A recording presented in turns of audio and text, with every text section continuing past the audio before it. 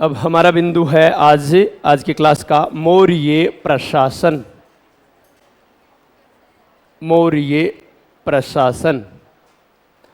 देखो, पहली बात, मौर्य प्रशासन की हमारे पास जानकारी के स्रोत क्या क्या हैं, किन किन स्रोतों से मौर्य प्रशासन की जानकारी मिलती है।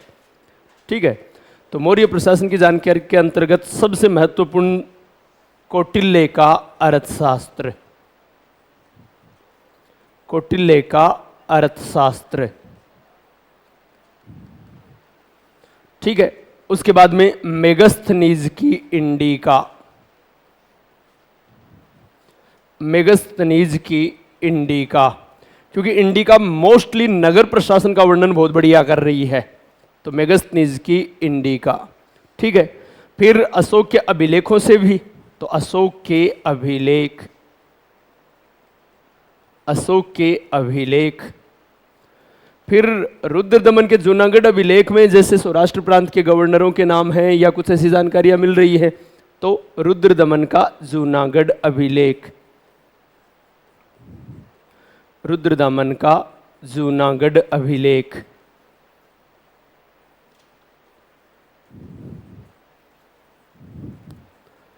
ठीक है, मुख्य रूप से ये स्रोत हैं मौर्य वंश की जानकारी के हमारे पास, जिनमें सबसे मुख्य हो गए ये दो, और तीसरा भी क्योंकि प्रशासनिक अधिकारियों के नाम इससे कम मिलती है लेकिन जानकारी मिलती है इससे भी। तो ये चार स्रोत हैं हमारे पास मौर्य प्रशासन की जानकारी के। ठीक है, अब मौर्य प्रशासन की जानकारी की बात करें तो सबसे पहले हम शुरुआत करें, कौटिल्य के अर्थशास्त्र में राज्य की उत्पत्ति, यानी राज्य के लिए एक सिद्धांत दिया हुआ है जिसे हम बोलते हैं सप्तांग सिद्धांत। ठीक है, आप में से किसी को सप्तांग सिद्धांत के साथ अंग याद हो तो आपको याद है सप्तांग, बहुत अच्छी बात है। देखो, पहली बात, हमें सप्तांग सिद्धांत याद करना है इस वजह से कि कौटिल्य के अर्थशास्त्र का एक भाग है, यानी उसमें कहाँ दिया हुआ है ये तो हम आगे अर्थशास्त्र के संदर्भ में चर्चा करेंगे। तो देखो, पहले हमें पता होना चाहिए सप्तांग सिद्धांत। सप्तांग सिद्धांत, ठीक है। अब सप्तांग सिद्धांत में कौन कौन से सिद्धांत हैं, तो सबसे पहले एक जनपद, जनपद यानी राज्य, भूमि। फिर उसके बाद में दूसरा राजा, राजा। तीसरा कोष। हाँ, कर्म से, देखो कर्म किस प्रकार से है वो अलग कर्म वाला देखना, बाकी तो कोष, दंड, सेना। लेकिन जनपद, राजा, अमात्य यानी मंत्री, जैसे 18 तीर्थ है ना उनका, तो अमात्य। फिर उसके बाद में, अमात्य के बाद में आ जाएगा हाँ मित्र। फिर उसके बाद में दुर्ग, बल, बल यानी सेना, तो वहां उसने बल नाम लिखा है, बल यानी सेना। और फिर अंत में आ जाएगा कोष यानी राजकोष, कोष ही लिखा है तो कोष ही लिख देते हैं हम, कोष। ये राज्य के सप्तांग सिद्धांत के 7 अंग हैं। आप कहीं पर भी इनको नोट कर सकते हो, क्योंकि कौन सा सप्तांग सिद्धांत में शामिल नहीं है ऐसा पूछा जा सकता है आपसे, तो इसलिए ये ध्यान रखोगे। क्या? जनपद यानी भूमि या राज्य, तो राज्य के तो भाई सप्तांग सिद्धांत, इसमें 7 अंग हैं राज्य के, तो जनपद या भूमि, फिर राजा, फिर अमात्य, मित्र, अमात्य यानी मंत्री, ये 7 अंग हैं। ठीक है,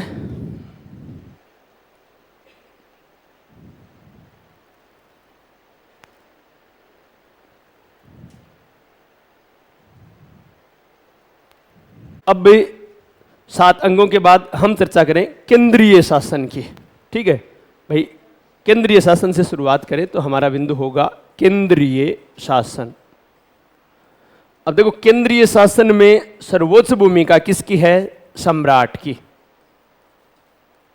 सम्राट यानी सम्राट के इर्द गिर्द ही है।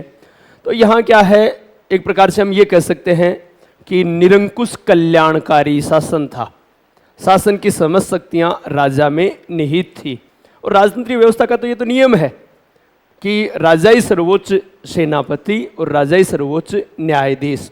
बस यहाँ ध्यान ये रखना है, जैसे हम बोलते हैं ना कि मध्यकाल में या जहाँ कहीं भी राजा स्वयं को ईश्वर का प्रतिनिधि मानता, यहाँ आपको ये ध्यान रखना है कौटिल्य के अनुसार राजा यम और इंद्र का प्रतिनिधि होता था। सम्राट है वो यम, यानी कौटिल्य ने सम्राट को या राजा को यम व इंद्र का प्रतिनिधि बताया है, यानी इंद्र के गुणों से युक्त बताया है, प्रतिनिधि नहीं, इनके गुणों से युक्त बताया है। ये बात ध्यान रखनी है, ठीक है। चलो खैर, अब बात सम्राट की सहायता के लिए मंत्रिपरिषद की बात करें। अर्थशास्त्र में मंत्रिपरिषद का उल्लेख मिलता है, अशोक के अभिलेखों में मंत्रिपरिषद का उल्लेख मिलता है परीसा नाम से, ठीक है, ये बात ध्यान रखनी है। अशोक के अभिलेखों में परीसा नाम से इसका उल्लेख मिलता है। तो यहां यम और इंद्र का प्रतिनिधि बताया है, ठीक है। जैसे हम ईश्वर का प्रतिनिधि बताते हैं, वैसे कौटिल्य ने सम्राट को या राजा को यम और इंद्र का प्रतिनिधि बताया है, ठीक है। अब सम्राट की सहायता के लिए मंत्रिपरिषद है, सम्राट की सहायता के लिए मंत्रिपरिषद है। तो मंत्रिपरिषद की अगर हम चर्चा करें, मंत्रिपरिषद, और मंत्रिपरिषद के संदर्भ में कौटिल्य के अर्थशास्त्र में इसका उल्लेख मिलता है। इसके अलावा अशोक के अभिलेखों में उल्लेख मिलता है। अशोक के, ध्यान ये रखना, अशोक के अभिलेखों में इसको कहा गया परीसा। कौटिल्य के अर्थशास्त्र में तो मंत्रिपरिषद ही है, अशोक के अभिलेखों में परीसा। और कौन से अभिलेखों में? तीसरे व छठवें शिलालेख में, जिन्हें हम शिलालेख या वृहद शिलालेख बोलते हैं। तो तीसरे व छठवें शिलालेख में परीसा या मंत्रिपरिषद का उल्लेख मिलता है, ठीक है, यह बात ध्यान रखनी है। अब मंत्रिपरिषद के सदस्य, इनका वार्षिक वेतन, इनकी स्थिति इस बात से लगाएंगे क्योंकि इनसे भी ज्यादा किसी का वेतन होगा और वो प्रथम श्रेणी के अमात्य होंगे, ये द्वितीय श्रेणी के अमात्य या मंत्री हैं, क्योंकि इनका वेतन कितना है? 12,000 पण। मौर्य काल में मुद्रा पण थी, मुख्य रूप से जो प्रचलित मुद्रा, तो 12,000 पण इनका वार्षिक वेतन था। ये बात याद रखना है मंत्रिपरिषद के संदर्भ में, ठीक है। फिर एक नया नाम और आता है अर्थशास्त्र में, मंत्रिपरिषद के अलावा मंत्रीण। बस इन दोनों में डिफरेंस आपको यह समझना है कि मंत्रिपरिषद की तुलना में मंत्रीण के सदस्य ज्यादा महत्वपूर्ण थे, इनकी संख्या सीमित थी, इनकी स्थिति ज्यादा महत्वपूर्ण थी। इस बात का आंकलन हम इस बात से लगा सकते हैं कि इनका वार्षिक वेतन 48,000 पण था, और ये अर्थशास्त्र में उल्लेखित सर्वोच्च वेतन श्रृंखला है। मतलब इनसे ज्यादा किसी को वेतन नहीं दिया जाता था। सबसे ज्यादा वेतन किनका है? मंत्रीण के सदस्यों का। अब मंत्रीण में कौन कौन होते? तो आपको देखो, पुरोहित होगा, दिखती बात है, पुरोहित और प्रधानमंत्री वही था। तो सबसे प्रमुख जो राजा के मुख्य सलाहकार होते वो मंत्रीण में थे। तो एक पुरोहित, दूसरा युवराज, पुरोहित या प्रधानमंत्री एक ही होता, युवराज, तीसरा सेनापति या सेनानी, तो सेनापति, फिर सन्निधाता, सन्निधाता कौन होता? कोषाध्यक्ष, आगे हम बात करेंगे, सन्निधाता। बस ये होते इसमें मुख्य रूप से।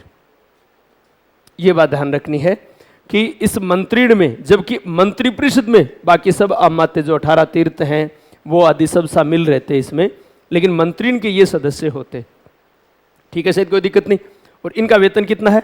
48,000 पण, जो अर्थशास्त्र में उल्लेखित सर्वोच्च वेतन श्रृंखला है। अर्थशास्त्र में उल्लेखित न्यूनतम वेतन श्रृंखला कितनी है? 60 पण। अधिकतम कितनी है?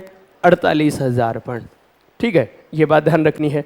फिर इसके अलावा, यानी इस मंत्रीण के अलावा 18 तीर्थों का उल्लेख मिलता है। अब अध्यक्ष, 18 तीर्थों के अलावा अध्यक्षों का भी उल्लेख मिलता है, लेकिन अध्यक्षों की संख्या के बारे में विवाद है। कई पुस्तकों में अध्यक्षों की संख्या 26 दी गई है, कईयों में 27 दी गई है, तो कईयों में 28 भी दी गई है। तो हमें इसमें नहीं जाना है, हालांकि आपको तीनों संख्या तीनों एक साथ नहीं देंगे, और अगर देंगे तो हमें वहां पर, अब ये थोड़ा सा कंट्रोवर्शियल तो रहेगा, लेकिन वहां 26 करेंगे हम।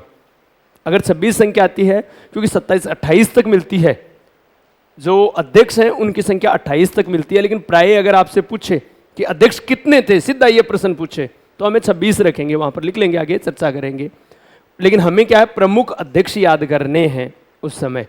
ठीक है, चलो खैर, अब बात करें एक बार, ये जो मंत्री या अमात्य या तीर्थ या अध्यक्ष, इनकी नियुक्ति से पहले एक विशेष प्रकार की परीक्षा ली जाती थी। अर्थशास्त्र में उसका उल्लेख है, और उस परीक्षा को कहा जाता था उपधा परीक्षण। उपधा परीक्षण। तो उपधा परीक्षण क्या है? मंत्रियों व उच्च अधिकारियों की नियुक्ति से पूर्व एक विशेष प्रकार की परीक्षा ली जाती थी, वो परीक्षा क्या कहलाती? उपधा परीक्षण। ठीक है, अब 18 तीर्थों की बात करें हम, कि सबसे पहले नाम आपको मंत्री परिषद, हालांकि हैसियत की दृष्टि से मंत्रीण है, लेकिन हम मंत्री परिषद की बात कर रहे हैं। हालांकि ये बात भी ध्यान रखना, मंत्री परिषद की संख्या का उल्लेख अर्थशास्त्र में नहीं मिलता है। राजा अपनी संख्या की, वो इच्छा के अनुसार या आवश्यकता के अनुसार मंत्रियों की संख्या रख सकता है, कम या ज्यादा। तो अर्थशास्त्र में मंत्रियों की संख्या का उल्लेख, मंत्री परिषद के सदस्यों की संख्या का उल्लेख नहीं है।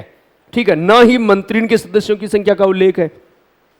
बस प्रमुख हम अनुमानतः ये मान रहे हैं कि सबसे प्रमुख ये होंगे, तो इसलिए वो प्रमुख, तो हैसियत की दृष्टि से सबसे प्रमुख है मंत्रीण, लेकिन हम मंत्री परिषद को ले रहे हैं ताकि राजा के सहायक अधिकारियों की क्रम में। फिर उसके बाद में मंत्री, यानी मंत्री परिषद, मंत्रीण, और फिर अगला विषय होगा तीर्थ। तीर्थ क्या है? अर्थशास्त्र में 18 प्रमुख प्रशासनिक विभाग हैं जिन्हें कहा गया है तीर्थ, और उन विभागों के प्रमुखों को तीर्थ या अमात्य, इसका मतलब तीर्थ 18 विभाग हैं तो उनके प्रमुख हैं, दोनों संदर्भ में नाम आ सकता है तीर्थ का।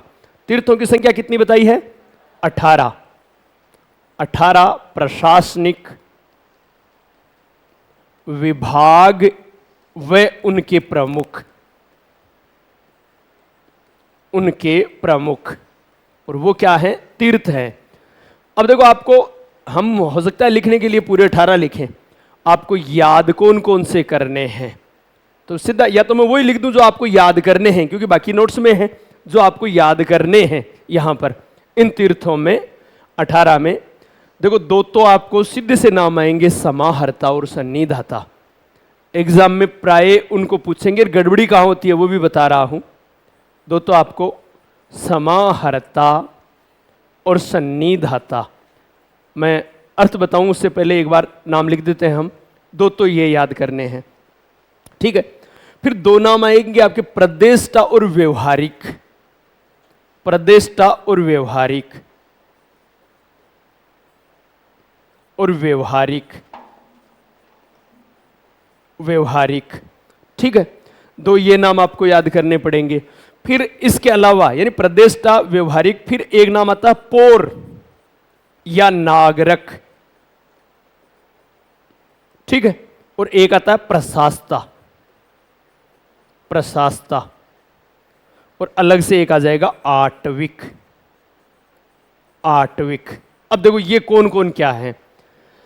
समाहर्ता भूराजस्व की वसूली करने वाला, भूराजस्व, भूराजस्व क्या कहा जाता? भाग, तो भाग की वसूली, भूमि कर की वसूली करने वाला, तो भूराजस्व की वसूली करने वाला वो कौन होता? समाहर्ता। सन्निधाता कौन होता? कोषाध्यक्ष, कोषाध्यक्ष। अब देखो पहले तो इनको याद कैसे करें, फिर गड़बड़ कहां होती है। पहले याद तो ऐसे करोगे इनको, समाहर्ता यानी हरण करने वाला, और सन्निधाता यानी धरने वाला। एक हरण कर रहा है यानी ला रहा है, एक अपने पास धर रहा है, तो अपने आप याद हो जाएगा भाई। समाहर्ता तो भूराजस्व की वसूली कर रहा है, हर रहा है। सन्निधाता अपने पास धर रहा है, तो कोषाध्यक्ष हो गया। ये तो याद हो जाएंगे।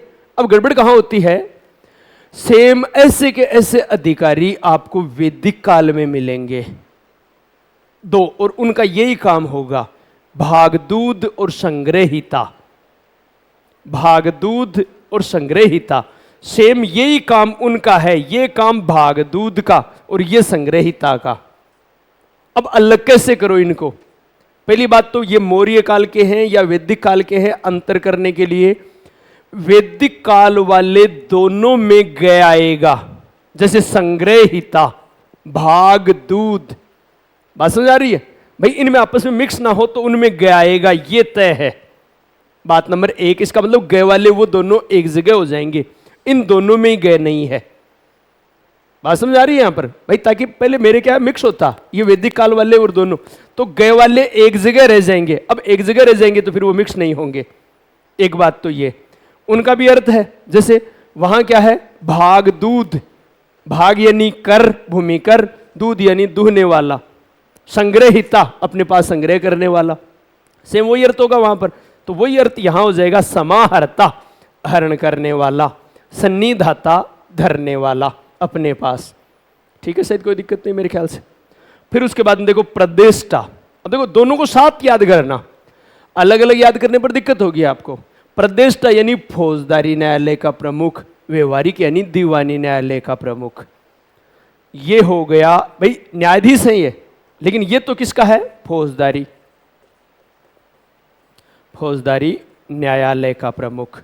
ठीक है, और ये किसका हो गया, न्यायालय लिख देता हूं मैं, का प्रमुख। और ये हो गया दीवानी न्यायालय का प्रमुख,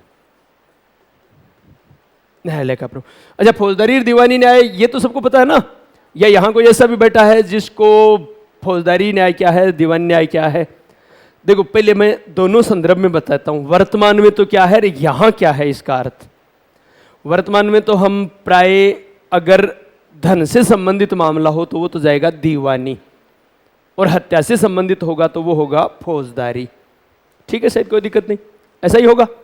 यहां क्या है, इस जगह राज्य बनाम व्यक्ति का मामला है तो वो जाएगा फौजदारी यानी प्रदेष्टा में, और व्यक्ति बनाम व्यक्ति का है तो वो किस में चला जाएगा, व्यवहारिक में यानी दीवानी न्याय। नहीं समझे इसका मतलब? अगर किसी व्यक्ति ने राज्य के खिलाफ कोई अपराध किया है या व्यक्ति की राज्य से शिकायत है कि साहब राज्य ने, मंत्रियों ने मेरे साथ ऐसा किया, तो वो मामला तो क्या हो जाएगा, प्रदेष्टा न्यायालय में जाएगा, यानी सुनेगा, यानी फौजदारी मामला हो गया वो। और दो व्यक्तियों की आपस की लड़ाई है तो वो किस में जाएगी, व्यवहारिक, यहां दीवानी न्याय। आगे न्यायालयों के नाम बात करेंगे हम, इनको धर्म कंटक शोधन और धर्म स्त्रीय कहा जाएगा, न्यायालयों के नाम आएंगे आगे। ठीक है, अभी आपको यहां इतना ही ध्यान रखना है, प्रदेष्टा यानी फौजदारी न्यायालय का प्रमुख, व्यवहारिक यानी दीवानी न्यायालय का प्रमुख। ठीक है, फिर पौर या नागरिक, देखो नागरिक नाम से स्पष्ट है, नगर का प्रमुख, नगर का प्रमुख। ठीक है, प्रशास्ता, देखो गुप्त काल में यही विभाग था अक्षपटलिक के पास, और वो था पत्राचार विभाग का प्रमुख। तो यहां आपको इतना ही ध्यान रखना है, पत्राचार विभाग। इसमें क्या थोड़ा सा ज्यादा लंबा लिखा हुआ है और पत्राचार नाम नहीं है, तो आप सीधा सा लिख लोगे पत्राचार विभाग का प्रमुख, पत्राचार का प्रमुख, बस इतना कर लोगे, या पत्राचार विभाग का प्रमुख। ठीक है, आठवीं यानी वन विभाग का प्रमुख, वन विभाग का प्रमुख, बस इतना मोस्टली ये याद रखने। इनके अलावा अगर कोई है तो मैं देख लेता हूं। देखो सन्निधाता हमने लिख लिया, फिर उसके बाद में हाँ पौर या नागरिक भी हो गया, प्रशास्ता, बस एक कर्मांतिक और याद कर सकते हो, राजकीय कारखानों और उद्योगों का प्रमुख, कर्मांतिक, एक नाम और याद कर सकते हो, कर्मांतिक, राजकीय कारखानों का प्रमुख, सीधी सी बात है, कारखानों या उद्योगों का प्रमुख। तो आपको 18 में से 2, 2, 4, 2, 6, 2, 8 याद करने हैं, आधे से भी कम। अभिप्राय अर्थ इनके ही पूछेंगे आपसे। ठीक है, शायद कोई दिक्कत नहीं मेरे ख्याल से। अब बात करें हम इनके अलावा अध्यक्षों की बात, तो अर्थशास्त्र में अधिकतम तो 28 अध्यक्षों का उल्लेख मिलता है, यानी संख्या की 28 जो अध्यक्ष हैं, लेकिन जिनके जो नाम मिलते हैं वो 26 अध्यक्षों के हैं। तो हम एक बार के लिए बात करें, अर्थशास्त्र में इन 18 तीर्थों के अलावा एक नाम और मिलता है, अध्यक्ष। और अध्यक्षों की संख्या 26 से लेकर 28 तक थी। आप ऐसा, तो हमने क्या है, बीच का रेशियो लिख दिया इसमें 27। अब पहली बात तो आपसे संख्या पूछेंगे नहीं, क्योंकि अलग अलग बुक में तय है, वो डिलीट में जाएगा। और अगर पूछेंगे तो इनमें से कोई एक आंकड़ा देंगे, मोस्टली देंगे 26, क्योंकि जब पहले कभी एग्जाम में आया तो वहां 26 आया है और उन्होंने 26 ही माना है, तो इसलिए 26 वाला ज्यादा ऐसा है। तो आपको हालांकि 28 भी हो सकता है, 27 भी हो सकता है, लेकिन 26 वाला ज्यादा एग्जाम में प्रचलन में है। ठीक है, तो अध्यक्ष, अब अध्यक्ष कौन कौन थे? दिखती बात है, हम 26 या 28 तो याद रखेंगे नहीं, तो मुख्य मुख्य जो अध्यक्ष हैं वो आपको याद करने हैं। कौन कौन से हैं ये मानो, देखो एक मिनट, जो हमने 8 लिखे उनमें से भी 4 सबसे ज्यादा महत्वपूर्ण है, सन्निदाता, समाहर्ता और प्रदेष्टा और व्यवहारिक। फिर इसके अलावा प्रशासता भी कई बार पूछते हैं। ठीक है, यहां जो अध्यक्ष हैं उनमें देखो आपको क्या क्या याद करने हैं। एक, पोतवाध्यक्ष, बता रहा हूं क्या क्या है। पोतवाध्यक्ष, पण्याध्यक्ष,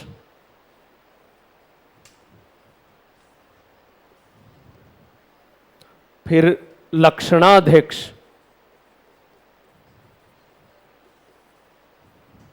फिर उसके बाद में विविताध्यक्ष। विविताध्यक्ष किस चीज के बताओ, मैं मुख्य जो हैं हमें याद करने वही बता रहा हूं। विविताध्यक्ष, सूत्राध्यक्ष, सुराध्यक्ष, सुराध्यक्ष, सुनाध्यक्ष, सीताध्यक्ष,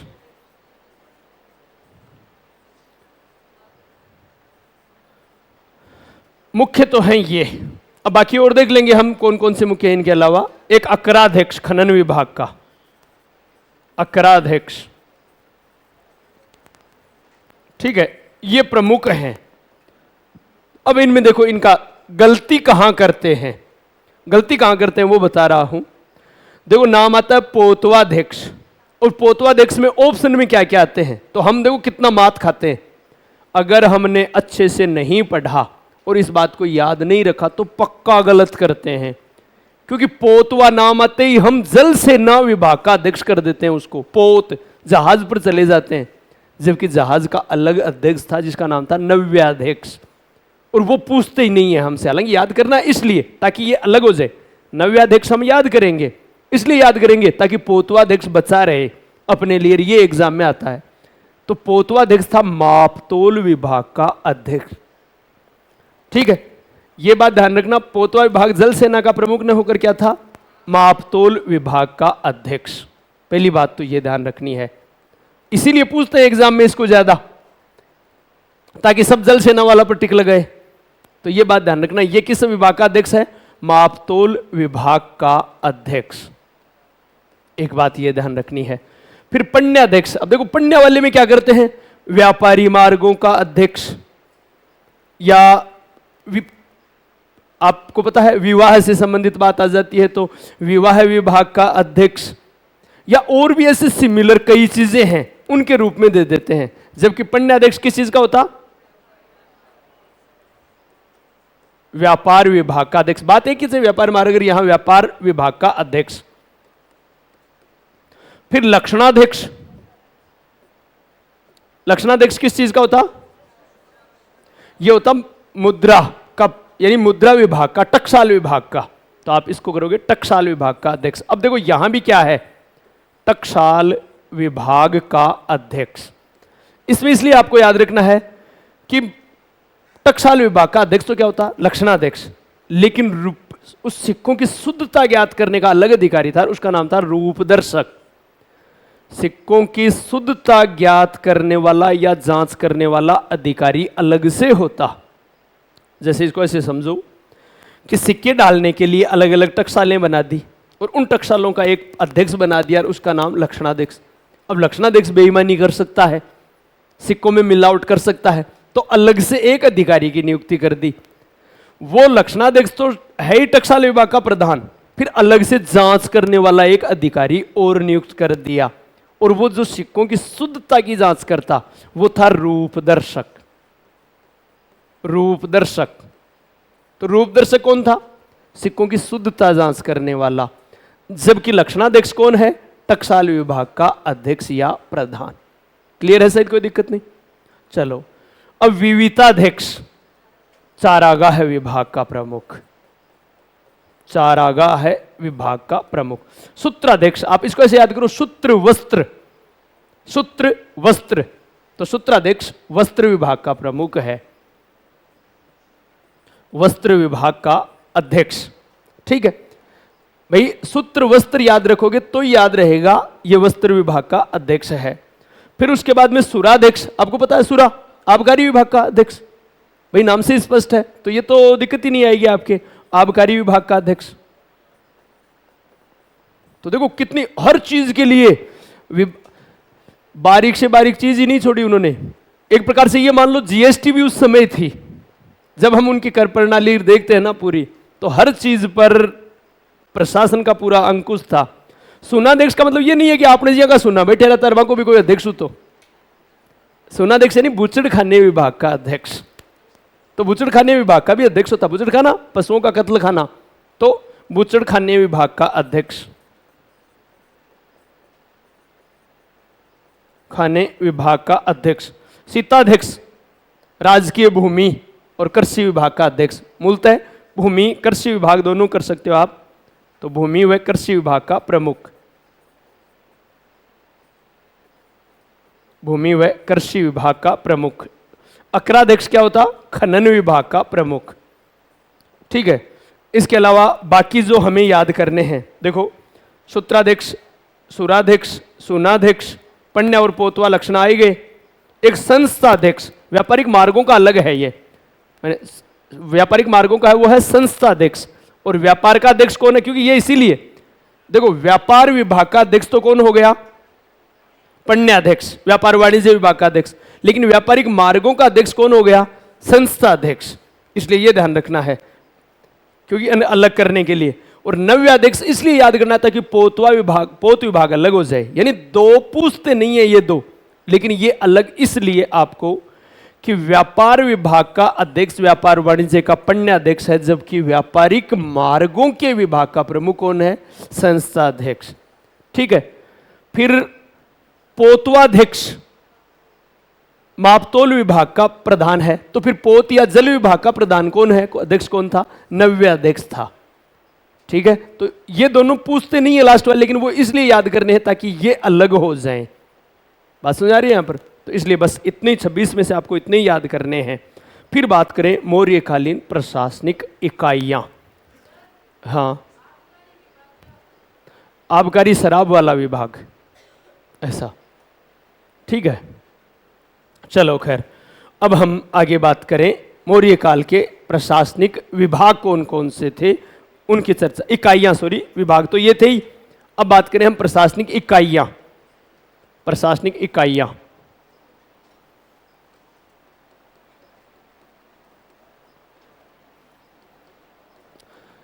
देखो प्रशासन का किस प्रकार से विभाजन था।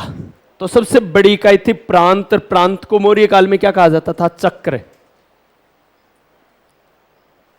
तो चक्र यानी प्रांत।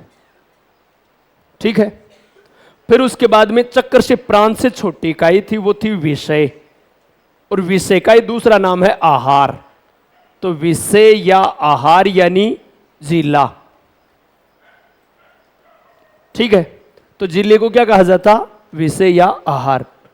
ठीक है, शायद कोई दिक्कत नहीं, याद होगा, ये चीज याद होगी आपको। फिर इसके बाद में इससे छोटी इकाई थी, वो थी स्थानीय। स्थानीय। फिर इससे छोटी इकाई थी द्रोणमुख। फिर इससे छोटी इकाई थी खारवटिक। मुझे कैसे याद है, आपको भी याद होंगे। फिर इससे छोटी इकाई थी संग्रहण, और सबसे छोटी इकाई थी ग्राम प्रशासन की। ठीक है, अब देखो स्थानीय यानी 800 गांवों का समूह है, 800 गांवों का समूह है। द्रोणमुख यानी 400 गांवों का समूह है। खारवटिक यानी 200 गांवों का समूह है। संग्रहण यानी 100 गांवों का समूह है। ध्यान रखना कई बार 100 ना आकर 10 भी आ सकता है, तो यहां आप कोष्टक में ऐसे 10 गांवों का समूह है, क्योंकि ये एक विवाद का विषय है, ये विवाद का विषय है। ठीक है, तो 10 गांवों का समूह है। और ग्राम प्रशासन की सबसे छोटी इकाई, सबसे छोटी इकाई। अब देखो, अगर आपसे यह पूछें कि ग्राम से बड़ी इकाई क्या थी, या 10 गांवों का समूह क्या था, या 100 गांवों का समूह क्या था? संग्रहण। ठीक है, फिर संग्रहण से बड़ी इकाई क्या थी? खारवटिक। खारवटिक से बड़ी इकाई क्या है? द्रोणमुख। द्रोणमुख से बड़ी इकाई क्या है? स्थानीय। स्थानीय से बड़ी इकाई क्या है? विषय। विषय से बड़ी इकाई क्या है? चक्र। याद हो जाएगा?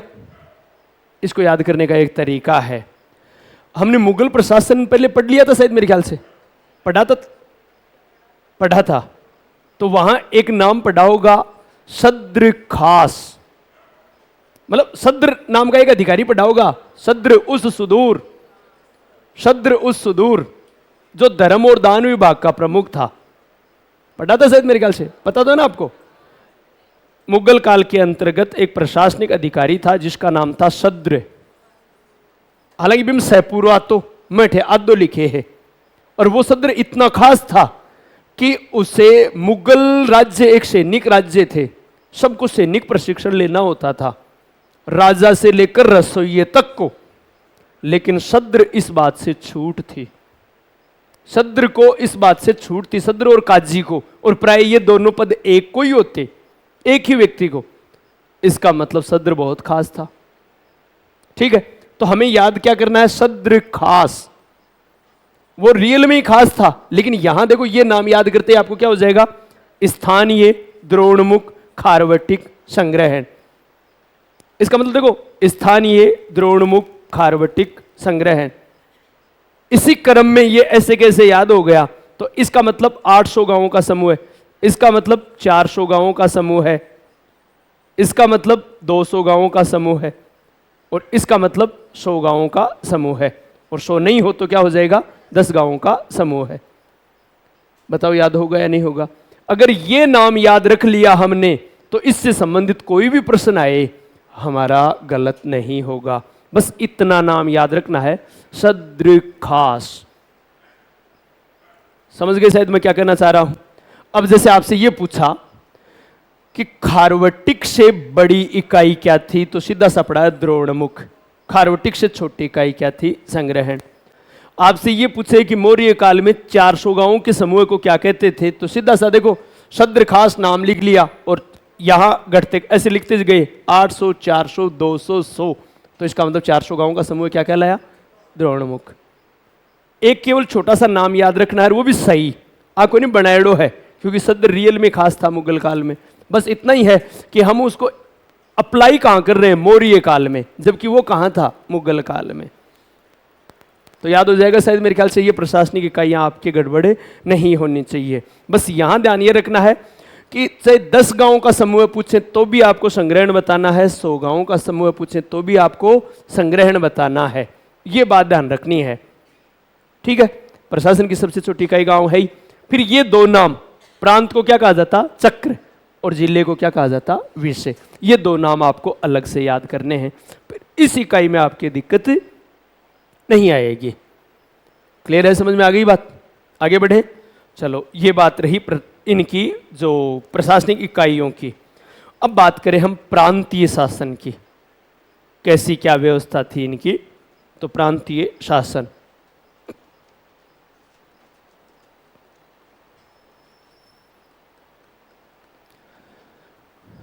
देखो पहली बात, मौर्य काल में प्रांत को कहा जाता था चक्र। ठीक है। मौर्य काल में प्रांत को किस नाम से जाना जाता? चक्र के नाम से। तो चक्र यानी प्रांत, एक बात। और इस प्रांत के प्रमुख को कहा जाता कुमार अमात्य, कुमार अमात्य। ये तो बात रही प्रांत या प्रांत के प्रमुख की, ठीक है। अब मौर्य काल में कुल प्रांतों की संख्या थी 5। मौर्य काल में प्रांतों की संख्या कितनी है? 5। ये बात ध्यान रखनी है। लेकिन अगर अलग से पूछें कि चंद्रगुप्त के समय कितनी थी? 4। अशोक के समय कितनी थी? 5। चंद्रगुप्त ने 4 प्रांत सेल्यूकस से लिए थे, लेकिन उनको अपने उत्तरापथ प्रांत में ही शामिल कर लिया। जो सेल्यूकस से 4 प्रांत प्राप्त किए थे, उनको किस प्रांत में शामिल किया था? उत्तरापथ में, जिसकी राजधानी तक्षशिला थी। अभी लिखेंगे हम, ठीक है। तो पहली बात आपको ध्यान ये रखना है, मौर्य काल में प्रांतों को क्या कहा जाता? चक्र। प्रांतों की संख्या कितनी थी? 5। चंद्रगुप्त के समय कितनी थी? 4। अशोक के समय कितनी थी? 5। ठीक है। अब अशोक के समय 5वां कौन सा बना? कलिंग। अलग से कलिंग को जीता था ना, तो एक अलग प्रांत बना दिया और उसके 2 क्षेत्र बना दिए थे, हमने लिखा था हमने, ठीक है। तो ये 5 प्रांत थे, लेकिन एक प्रांत और था इन 5 के अलावा, वो था अर्ध स्वायत्त प्रांत। और वो प्रांत कौन सा था? सौराष्ट्र। यानी इन 5 प्रांतों के अलावा सौराष्ट्र का प्रांत था, वो था अर्ध स्वायत्त। अर्ध स्वायत्त का मतलब यह है कि उस पर नियंत्रण तो था मौर्यों का, लेकिन वहां का जो गवर्नर होता वो अपने आंतरिक मामलों में पूर्णतः स्वतंत्र होता था। और उस सौराष्ट्र प्रांत के गवर्नर को क्या कहा जाता था? राष्ट्रिक। बाकी प्रांत के प्रमुखों को तो क्या कहा जाता? कुमार अमात्य। लेकिन अर्ध स्वायत्त प्रांत जो सौराष्ट्र है, उसके प्रमुख को क्या कहा जाता? राष्ट्रिक, ठीक है। और सौराष्ट्र प्रांत के गवर्नर कौन थे? चंद्रगुप्त के समय तो कौन था? पुष्यगुप्त वैश्य। अशोक के समय कौन था? यवन तुषास्प। इन दोनों की जानकारी किस अभिलेख से मिलती है? रुद्रदमन के जूनागढ़ अभिलेख से। यह बात ध्यान रखनी है कि चंद्रगुप्त के समय तो कौन था? पुष्यगुप्त, पुष्यगुप्त। और अशोक के समय कौन था? तुषास्प, ठीक है। और इन दोनों की जानकारी मिलती है जूनागढ़ अभिलेख से। क्लियर है सही? कोई दिक्कत नहीं, यह आपको पता है, पहले से ही पता है। अब देखो आगे बढ़े हम कि ये जो 5 प्रांत हैं, कौन से 5 प्रांत थे, उनकी राजधानियां क्या थी? तो इधर तो हम 5 प्रांत लिखें और इधर लिखें उसकी राजधानी। तो प्रांत में देखो, पहला प्रांत कौन सा है? उत्तरापथ। और उत्तरापथ की राजधानी क्या थी? तक्षशिला। फिर हम ले लें दक्षिणापथ सिद्धाई, और दक्षिणापथ की राजधानी क्या थी? सुवर्णगिरी, सुवर्णगिरी। फिर ले लें हम अवंती राष्ट्र, और अवंती की राजधानी उज्जैनी। आपको पता होगा अशोक यहां का है, तो गवर्नर था शासक बनने से पहले, लिखा भी होगा हमने शायद, मेरे ख्याल से। फिर उसके बाद में चौथा हो गया मध्य या प्राची, प्राची या मध्य देश। और ये वो प्रदेश था जहां से खुद राजा शासन करता था, और उसकी राजधानी क्या थी? पाटलिपुत्र। और फिर 5वां प्रांत जो अशोक ने जीता था, कलिंग। और कलिंग की राजधानी क्या थी? तोशाली, ठीक है। ये 5 प्रांत थे मौर्य काल में, और इनकी राजधानी प्राय मिलाने वाले संदर्भ में पूछ सकते हैं आपसे कि किस प्रांत की कौन सी क्या राजधानी थी, ठीक है। चलो आगे बात करें हम। हाँ, ये बात बता ही चुका हूं कि चंद्रगुप्त ने 4 प्रांत सेल्यूकस से प्राप्त किए, उनको कौन से प्रांत में शामिल किया था? उत्तरापथ प्रांत में शामिल कर लिया था। तो वापस वो 4 के 4 ही रह गए उसके समय। अब अशोक के अभिलेखों में कुछ अधिकारियों के नाम मिलते हैं, उनका बढ़ते या घटते क्रम में उनकी हैसियत के हिसाब से नाम पूछ लेते हैं। तो देखो आपको नाम याद रखने हैं। पहली बात तो मुख्य अधिकारी कौन कौन से थे अशोक के अभिलेखों में, उनके नाम। एक था युक्त, फिर एक था राजुक, एक था प्रादेशिक और एक था महामात्र। महामात्र ये तो है बढ़ते क्रम में, ये तो है बढ़ते क्रम में। अब घटते क्रम में भी पूछ सकते हैं, बढ़ते क्रम में भी पूछ सकते हैं, दोनों ओर। तो आप देखो इसको याद करो। तब पहले तो आप नाम याद रखोगे URPM। आप लोग प्रधानमंत्री हो, ये बढ़ता क्रम है, बढ़ता क्रम है भाई। अब यूं ज्यादा लास्ट में और के बढ़शु थे, ठीक है। URPM ये तो हो गया। अब उल्टा जब घटता पूछे तो आपको इसी को उल्टा कर देना है। पहले ये बात तो बस आपको पहले बढ़ता क्रम याद रखना है। बढ़ता का मतलब है असेंडिंग और घटता का मतलब है डिसेंडिंग। डिस हो रहा है ना, तो डाउन हो रहा है, तो यहां ये असेंडिंग क्रम में है, बढ़ते क्रम में है, ना कि है। महामात्र सबसे बड़ा है। महा, बस ऐसे याद कर लो, महा वो महा ही है, वास्तव में ही महा है। तो महामात्र सबसे बड़ा है, महामात्र सबसे बड़ा है, ठीक है। ये बात यहां पर ध्यान रख। अब इसका नाम यहां धर्म महामात्र भी हो सकता है, स्त्री महामात्र भी हो सकता है, कुछ भी, लेकिन वो बड़ा महामात्र सबसे बड़ा था। बस इतनी बात ध्यान रखनी है, ठीक है। शायद कोई दिक्कत नहीं। तो ये अशोक के अभिलेखों में उल्लेखित अधिकारी, यानी जिनका उल्लेख अशोक के अभिलेखों में मिलता है, उनका क्रम हैसियत के हिसाब से ये है। क्लियर है? शायद कोई दिक्कत नहीं मेरे ख्याल से।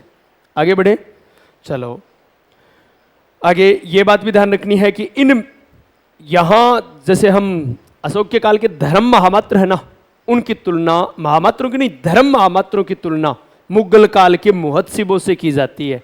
औरंगजेब के काल में थे ना मुहत्सिब, नैतिक आचरण की देखभाल करने वाले। तो यहां भी नैतिक आचरण की देखभाल की जिम्मेदारी किसकी है? धर्म महामात्रों की। वहां किन की थी मुगल काल में? मुहत्सिबों की। ऐसा याद रखना है। फिर अगला अपना बिंदु होगा नगर प्रशासन। अगले बिंदु की चर्चा करें हम, नगर प्रशासन। देखो नगर प्रशासन में आपसे पर्टिकुलर एक स्रोत पूछे कि सबसे मुख्य स्रोत कौन सा है जानकारी का, तब आप बताओगे मेगस्थनीज की इंडिका, और दूसरा स्रोत होगा तो कौटिल्य का अर्थशास्त्र। दो पूछे तब, लेकिन मुख्य एक ही जानना चाहे अगला, तो सबसे मुख्य क्या है? मेगस्थनीज की इंडिका, ठीक है। हालांकि इंडिका नहीं मिली है, लेकिन इंडिका के उदाहरण दिए ना लोगों ने कि इंडिका के अनुसार प्रशासन ऐसा ऐसा ऐसा था, तो इस प्रकार से प्रशासन का उल्लेख मिलता है, ठीक है। तो मेगस्थनीज की इंडिका मुख्य है। इंडिका के अलावा दूसरा स्रोत क्या है? अर्थशास्त्र। देखो प्रशासन की जानकारी का तो सबसे मुख्य स्रोत है अर्थशास्त्र, लेकिन नगर प्रशासन की जानकारी का मुख्य स्रोत क्या है? इंडिका। ये बात ध्यान रखना है। अगर आपसे ये पूछे मौर्य प्रशासन की जानकारी का मुख्य स्रोत क्या है, तो कौटिल्य का अर्थशास्त्र। लेकिन मौर्य काल के नगर प्रशासन की जानकारी का मुख्य स्रोत क्या है? मेगस्थनीज की इंडिका। ये बात ध्यान रखनी है। अब देखो क्या है, मेगस्थनीज ने पाटलिपुत्र नगर के प्रशासन का वर्णन किया है। पाटलिपुत्र नगर प्रशासन का वर्णन किया है। अब पाटलिपुत्र नगर प्रशासन में उसने क्या बताया है कि पाटलिपुत्र नगर प्रशासन के लिए 30 सदस्यों का एक मंडल था। तो मंडल में कितने सदस्य थे? 30।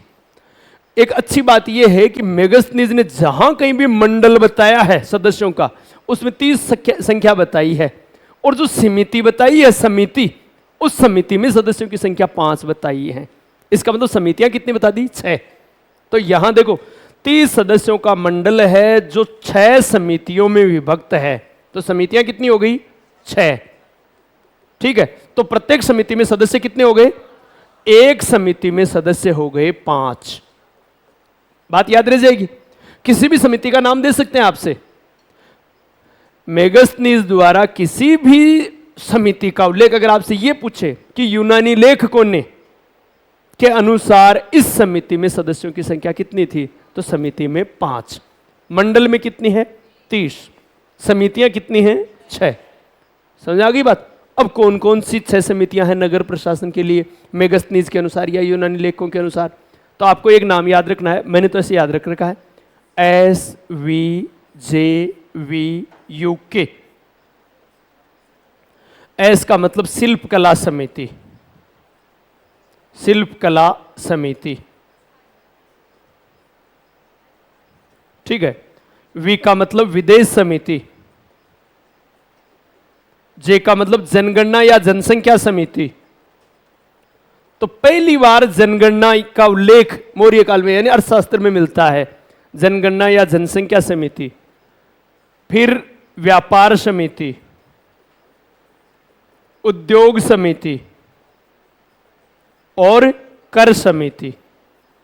ये प्रत्येक नगर में 6 समितियां थी इस प्रकार से, जो एक शिल्प कला से संबंधित मामलों को देखती थी, दूसरी विदेशों से संबंधित मामलों को देखती थी, ये जनगणना या जनसंख्या से संबंधित। तो कहने का तात्पर्य इससे पता भी चल जाता प्रतिवर्ष जनसंख्या कितनी क्या है। तो ये 6 समितियां थी। तो आपसे किसी का भी नाम देकर पूछ सकते हैं, उद्योग या कर समिति में सदस्यों की संख्या कितनी थी? सिंपल सी 5 है। और सभी 6 समितियों में सदस्यों की संख्या कितनी है? 30। यानी मंडल में सदस्यों की संख्या कितनी है? 30। नगर प्रशासन के लिए समितियां कितनी थी? 6 समितियां थी। 5 मत बताओ, 5 तो सदस्य हैं, है ना। एक समिति में 5 सदस्य हैं, ये बात याद रखना है, ठीक है। चलो अब हम बात करें मौर्यकालीन न्याय व्यवस्था की। अगला हमारा बिंदु होगा मौर्यकालीन न्याय व्यवस्था। न्याय व्यवस्था, देखो पहली बात, मौर्यकालीन न्याय व्यवस्था की बात करें, मौर्य काल में अन्य युगों की तुलना में जो हम पढ़ रहे हैं, दंड विधान थोड़ा कठोर था, अन्य कालों की तुलना में कठोर। जैसे गुप्त काल से तुलना करें या पहले के कालों की तुलना करें तो दंड विधान कठोर है। एक बात तो ये ध्यान रखनी है, सामान्यतः है जो सजा दी जाती अपराधों में, उनमें अंग भंग की सजा दी जाती, लेकिन राष्ट्रद्रोह का मामला है तो वहां मृत्युदंड तक की सजा का प्रावधान था। अर्थदंड भी बड़े पैमाने पर लगाया जाता था, तो अर्थदंड का भी प्रावधान था, ठीक है। यहां 2 प्रकार के न्यायालय थे। अच्छा, 2 प्रकार के न्यायालय थे, उससे पहले आपको 2 प्रकार के न्यायालय तो खैर बताता हूं मैं। एक तो था कंटक शोधन, कंटक शोधन, और एक था धर्म स्थीय, धर्म स्थीय। अब देखो कंटक शोधन तो क्या था? फौजदारी न्यायालय। और धर्म स्थीय क्या था? दीवानी न्यायालय। तो आप बता सकते हो इस कंटक शोधन का प्रमुख क्या कहलाता? हमने लिखा था पहले प्रदेष्टा यानी फौजदारी न्यायालय का प्रमुख, तो इसका मतलब इस कंटक शोधन का न्यायाधीश कौन हो गया? प्रदेष्टा, ठीक है। और दीवानी हमने लिखा था क्या? व्यवहारिक। देखो प्रदेष्टा और व्यवहारिक लिखा था, व्यवहारिक यानी दीवानी न्यायालय का प्रमुख। तो यहां इस दीवानी न्यायालय क्या है? धर्मस्थीय। तो धर्मस्थीय न्यायालय का न्यायाधीश कौन हो गया? व्यवहारिक। तो प्रदेष्टा यानी फौजदारी न्यायालय का न्यायाधीश और व्यवहारिक यानी दीवानी न्यायालय का न्यायाधीश, ठीक है। और इसका हमें पता है कंटक शोधन यानी फौजदारी न्यायालय, धर्मस्थीय यानी दीवानी न्यायालय। क्लियर है?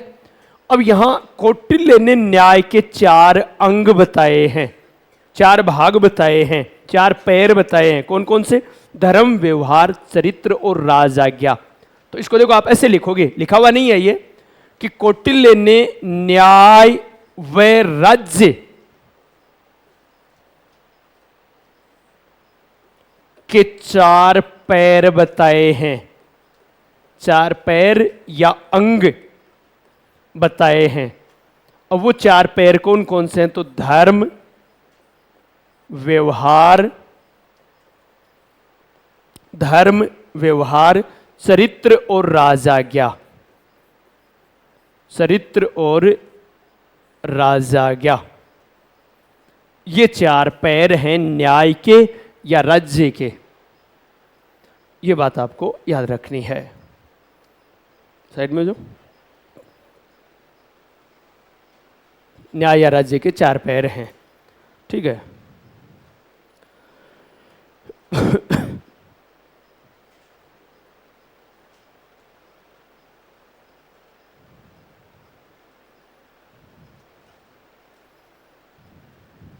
लिख लिया होगा? धर्म, व्यवहार, चरित्र, राजआज्ञा।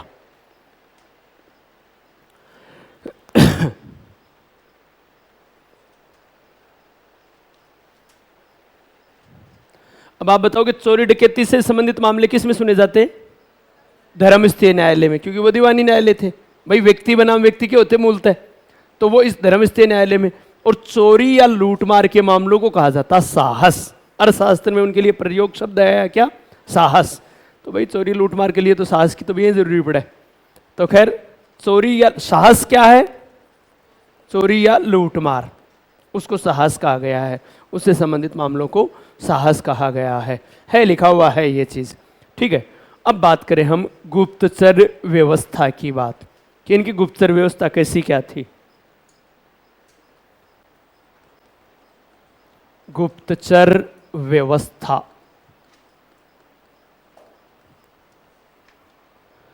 देखो गुप्तचर व्यवस्था के अंतर्गत पहली बात, यानी जब हम गुप्तचर व्यवस्था की बात करें तो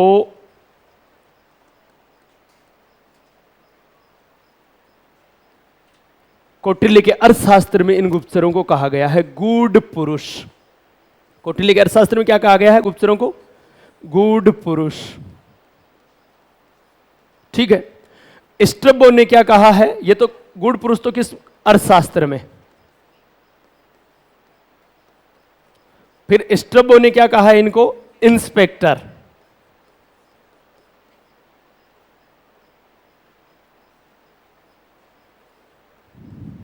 इंस्पेक्टर, ठीक है। और एरियन ने क्या कहा है? ओवरसियर।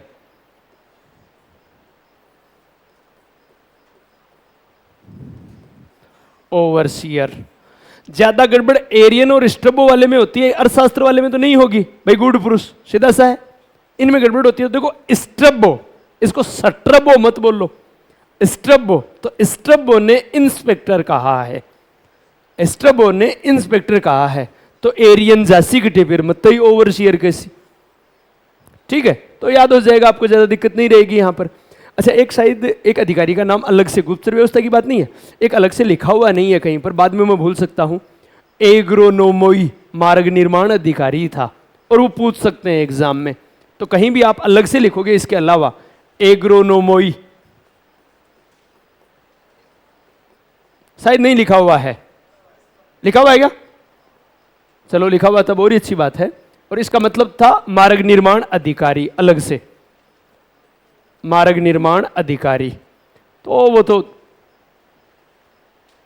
है तब और ही अच्छी बात है, नहीं तो कोई दिक्कत नहीं, नोट कर लेना बाद में। आगे वापस आए हम गुप्तचर व्यवस्था में।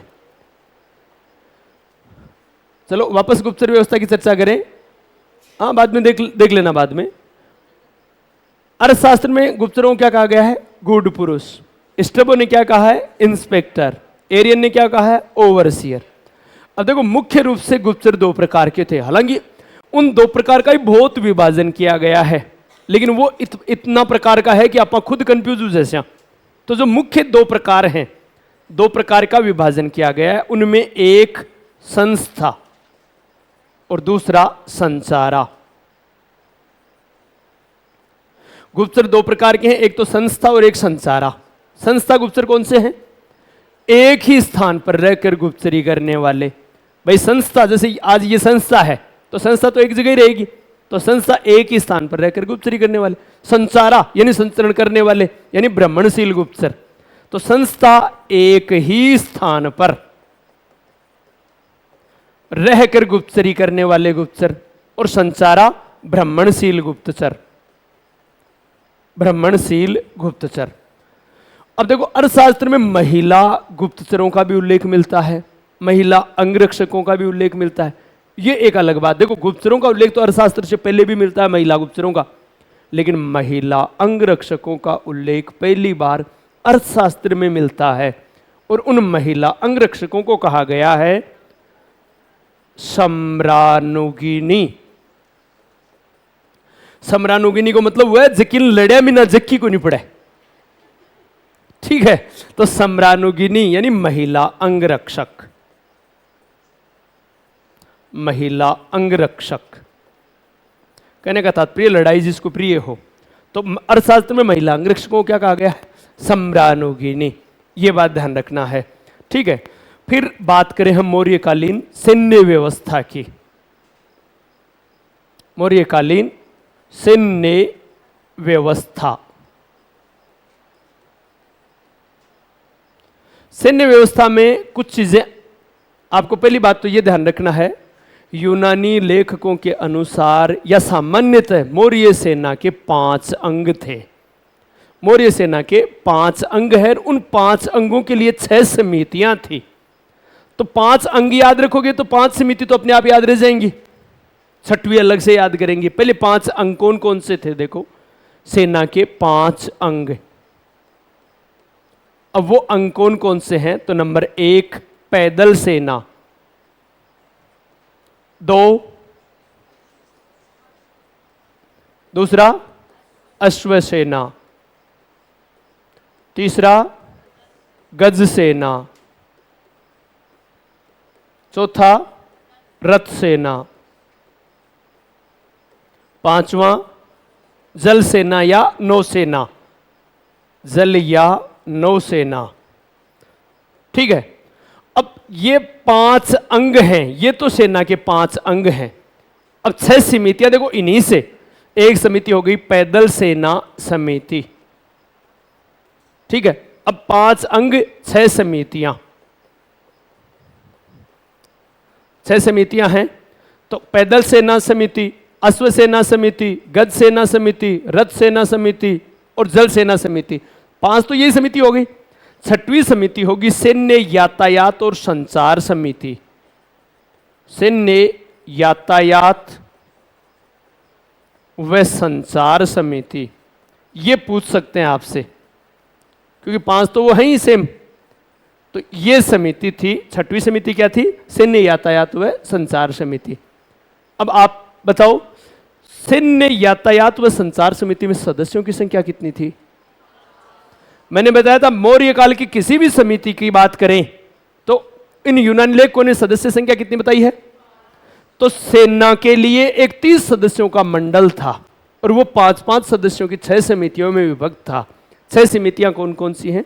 पैदल सेना समिति, अश्व सेना, गज सेना, रथ सेना, जल सेना और सैन्य यातायात व संचार समिति। याद रह जाएगा सही बात। अब देखो, जस्टिन नाम का जो यूनानी लेखक है उसने चंद्रगुप्त मौर्य की सेना को डाकुओं का गिरोह कहा है। लिखा हुआ होगा, इसमें नहीं है? अच्छा, डाकुओं का गिरोह कहा है, यह बात ध्यान रखनी है आपको। भाई सैन्य व्यवस्था से संबंधित बात है, तो जस्टिन ने चंद्रगुप्त मौर्य की सेना को डाकुओं का गिरोह कहा है, यह बात याद रखना। लेकिन देखो, अब जस्टिन और प्लूटार्क दोनों अपनी बात का खंडन कर देंगे। कैसे? वो क्या कह रहे हैं कि 6 लाख सेना लेकर और पूरे भारत को रोंद डाला। तो एक आदमी के 6 लाख डाकू थोड़ी, उसके 6 लाख तो वो सेना ही होगी। तो ये भी ध्यान रखना, आपको ये भी ध्यान रखना है। जस्टिन और प्लूटार्क के अनुसार नाम थे, यह याद रख, जो जेपी, जेपी का मतलब जगदीश प्रसाद नाम नहीं है, जस्टिन और प्लूटार्क। तो जस्टिन और प्लूटार्क के अनुसार सेना कितनी थी? 6 लाख। चंद्रगुप्त मौर्य की सेना में 6 लाख सैनिक थे। यह बात याद रखना है कि सेना की संख्या कितनी है? 6 लाख। किन के अनुसार? जस्टिन और प्लूटार्क के अनुसार। और इन्होंने ही क्या कहा है इसको? डाकुओं का गिरोह है। इस जस्टिन ने डाकुओं का गिरोह कह दिया। तो सेना की संख्या कितनी थी? 6 लाख। ये बात याद रखनी है। ठीक है, शायद कोई दिक्कत नहीं मेरे ख्याल से। तो ये बात रही सैन्य व्यवस्था की बात। अब हम सैन्य व्यवस्था के साथ अब हम पहले चर्चा करेंगे मौर्य वंश के पतन के कारण। या आप एक मिनट ऐसा करते हैं, पतन के कारण से पहले धार्मिक सामाजिक ये व्यवस्था, इनकी चर्चा कर लें। ठीक है, तो सबसे पहले हम बात करें मौर्यकालीन सामाजिक जीवन। मौर्यकालीन सामाजिक जीवन। ठीक है, सामाजिक जीवन के अंतर्गत पहली बात ध्यान ये रखनी है कि मौर्य समाज अर्थशास्त्र के अनुसार 4 भागों में विभक्त था। जैसा परंपरागत भारतीय समाज तो किस रूप में था? 4 कौन कौन से वर्ण थे? यानी अर्थशास्त्र के अनुसार या कौटिल्य के अनुसार समाज 4 वर्णों में, ब्राह्मण, क्षत्रिय, वैश्य और शूद्र वर्ण में विभक्त था। अब देखो कौटिल्य ने तो ये बता दिया, लेकिन मेगस्थनीज के अनुसार 7 जातियों में विभक्त था। ये बात ध्यान रखनी है। कौटिल्य के अनुसार तो समाज 4 वर्णों में विभक्त था, जबकि मेगस्थनीज, क्योंकि दोनों समकालीन है ना, दोनों वर्णन कर रहे हैं, तो मेगस्थनीज के अनुसार, अब ये बात तो रही अर्थशास्त्र की, अब हम बात करें मेगस्थनीज की। तो मेगस्थनीज के अनुसार भारतीय समाज 7 जातियों में विभक्त था। पहला प्रश्न तो यही पूछ लेते हैं कि मेगस्थनीज के अनुसार भारतीय समाज कितनी जातियों में विभक्त था। अब वो 7 जातियां कौन कौन सी थी, क्रमशः आपको याद करनी है। तो सबसे पहले नंबर 1 दार्शनिक। अब देखो दार्शनिक का विभाजन हम बाद में करेंगे, इसके 2 भाग हैं अलग से। पहले 1 दार्शनिक, फिर दूसरा कर्षक, कर्षक या दूसरा यानी किसान, ठीक है। तीसरा पशुपालक और शिकारी, पशुपालक व शिकारी। फिर चौथा व्यापारी व शिल्पी, व्यापारी व शिल्पी। फिर 5वां योद्धा या सैनिक, योद्धा या सैनिक, बात एक ही है। और 6वां निरीक्षक, 6वां आ गया निरीक्षक, जांच करने वाले। और 7वां शासक वर्ग या मंत्री, शासक वर्ग या मंत्री, ठीक है। ये 7 जातियां बताई हैं। पहली बात ये ध्यान रखनी है। अब देखो इसमें सबसे ज्यादा संख्या तो किसकी होगी, कर्षक की। सबसे कम किसकी होगी, सबसे कम बताइए शासक वर्ग की संख्या, ठीक है। अब देखो इसमें क्या क्या चीजें आपको याद रखनी है। मंत्रियों की संख्या सबसे कम बताई है। अब यहां आपको याद करना है, पहले उसने दार्शनिक यानी ब्राह्मण वर्ग, ब्राह्मण, दार्शनिक या ब्राह्मण वर्ग। अब इस दार्शनिक वर्ग के 2 भाग बताए हैं, एक सारमेन, दूसरा ब्रेकामेन, दूसरा ब्रेकामेन। ब्रेकामेन में से 2 लगा हुआ नहीं है वहां पर, सीधा जैसे 1 लगा के सारमेन लिख दिया, 2 ब्रेकामेन के आगे आप 2 कर लो, ऐसे ब्रेकामेन। फिर अर्थ बता रहा हूं और आपको याद भी रह जाएगा। देखो पहले मैं दोनों का अर्थ बता रहा हूं, आप खुद अलग करोगे अपने आप। एक का अर्थ है तपस्वी या भिक्षु ब्राह्मण, एक का अर्थ है गृहस्थ ब्राह्मण। एक का अर्थ है तपस्वी दार्शनिक, तो एक का है गृहस्थ दार्शनिक। तो अब तपस्वी जिसने जीवन के सार को समझ लिया वो तो तपस्वी होगा, ठीक है। तो सारमेन यानी तपस्वी या सन्यासी, ठीक है। तपस्वी या सन्यासी ब्राह्मण तो क्या हो गए, सारमेन। ब्रेकामेन यानी जिसका ब्रेक डांस करता ही नहीं यही मोह माया जाल में, तो वो क्या हो गए, गृहस्थ। तो ये गृहस्थ थी ब्राह्मण। तो 2 भाग हैं, सारमेन और ब्रेकामेन, याद रह जाएंगे शायद, कोई दिक्कत नहीं।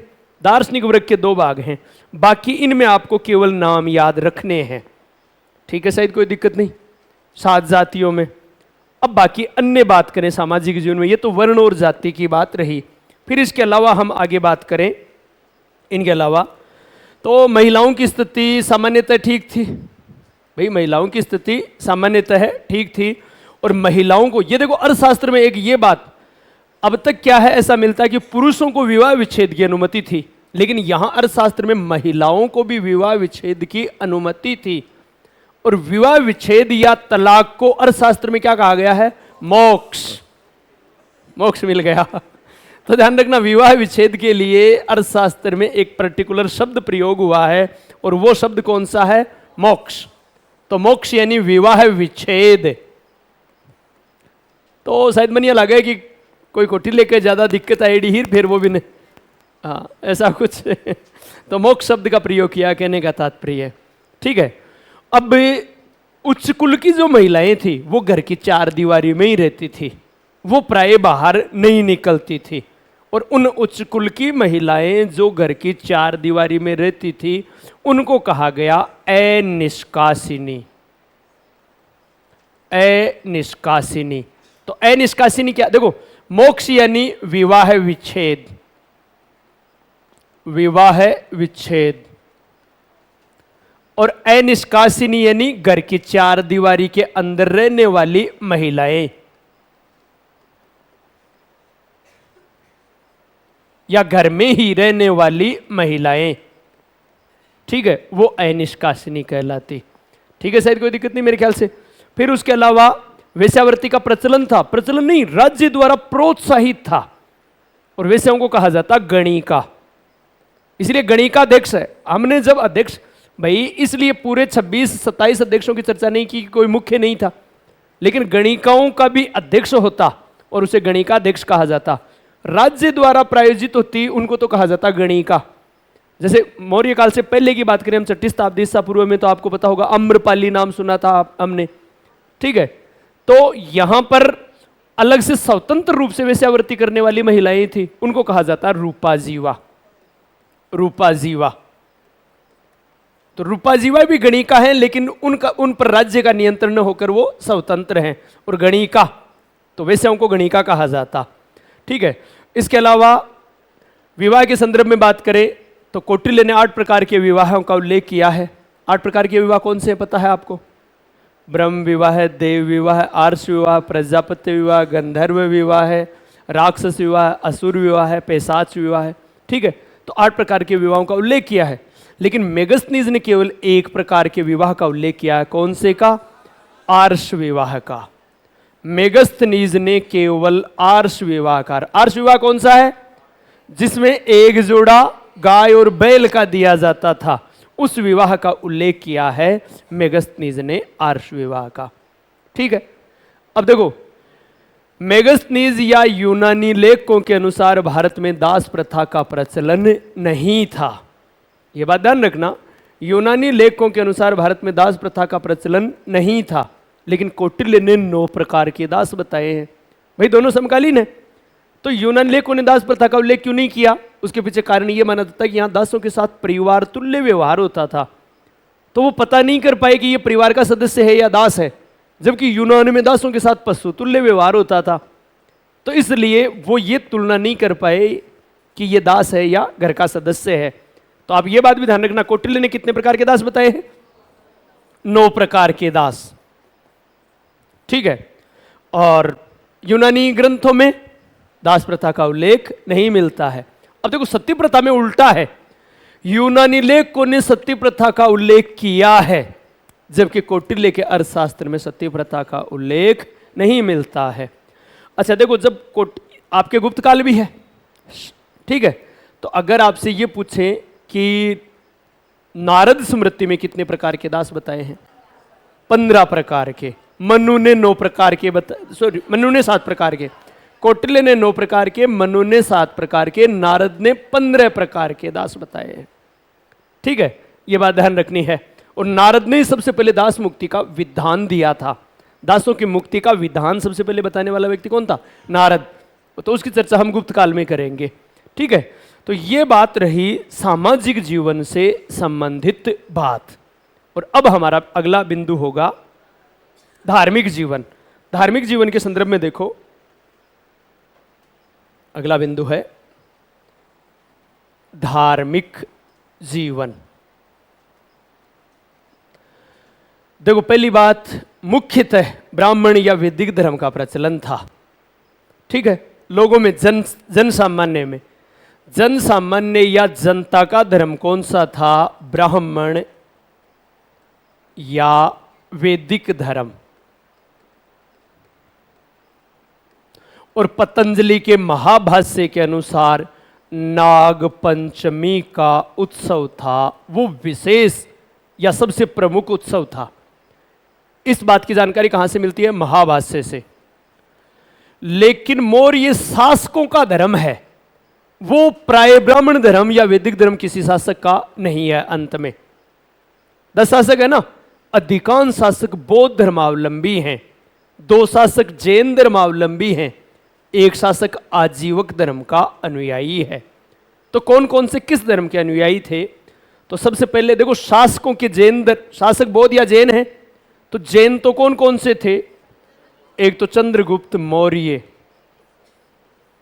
चंद्रगुप्त मौर्य, और दूसरा संप्रति मौर्य, अशोक का पोता संप्रति मौर्य। ठीक है, ये दोनों जैन धर्मावलंबी थे। तो पूछ लेते हैं, ये बात पूछ लेते हैं, चंद्रगुप्त को तो जैन धर्म में किसने दीक्षित किया था? भद्रबाहु ने। तो इसके समय तो जैन आचार्य कौन था? भद्रबाहु। संप्रति को जैन धर्म में किसने दीक्षित किया था? सुहस्तिन ने। तो इसके समय प्रसिद्ध जैन आचार्य कौन था? सुहस्तिन।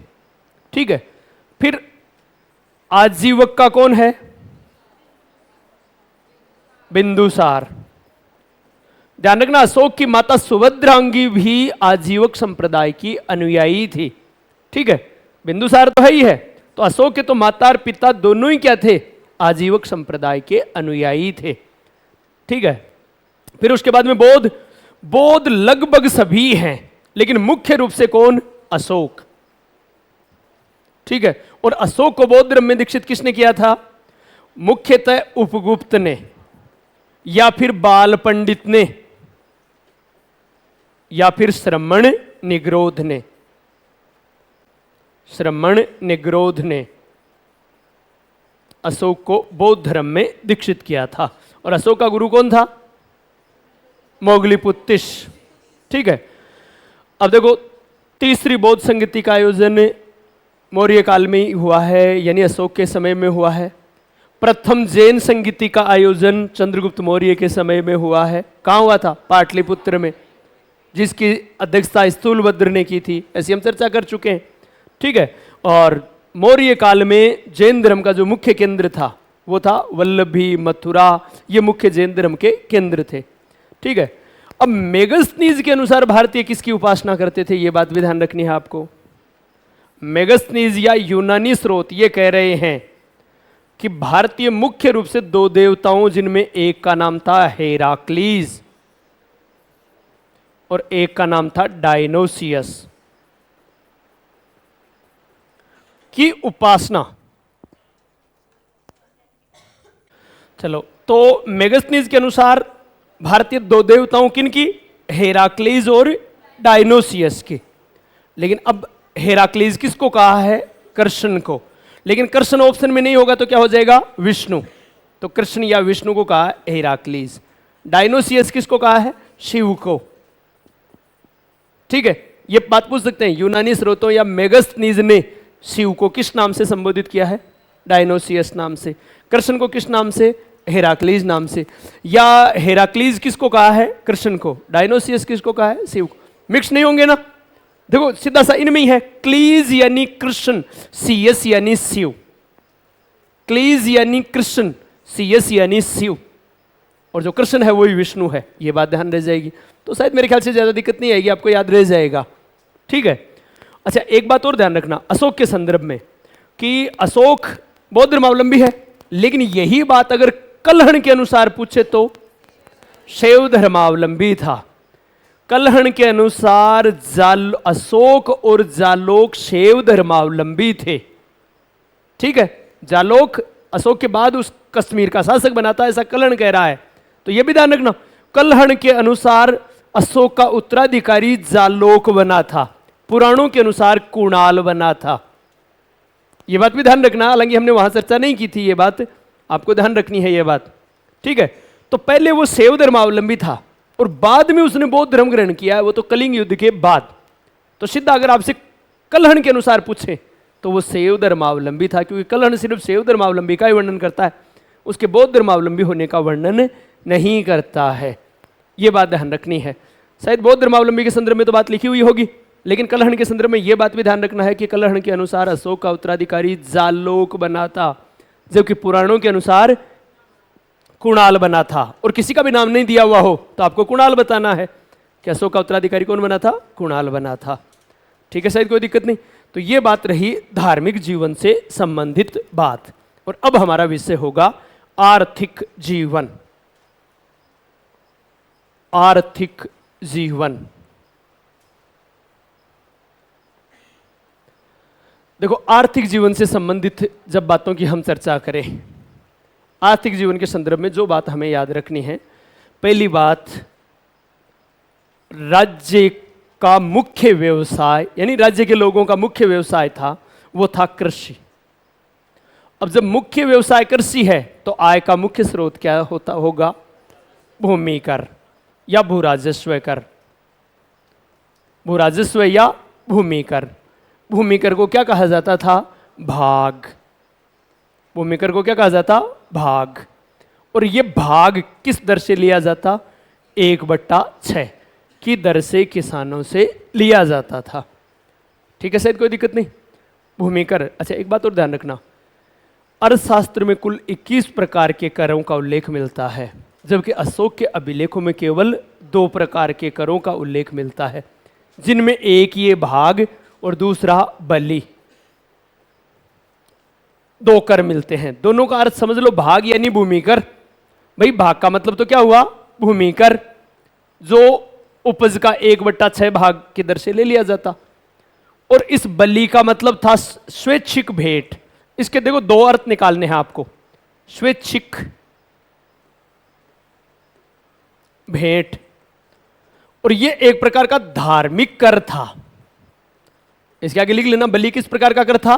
धार्मिक कर। क्यों?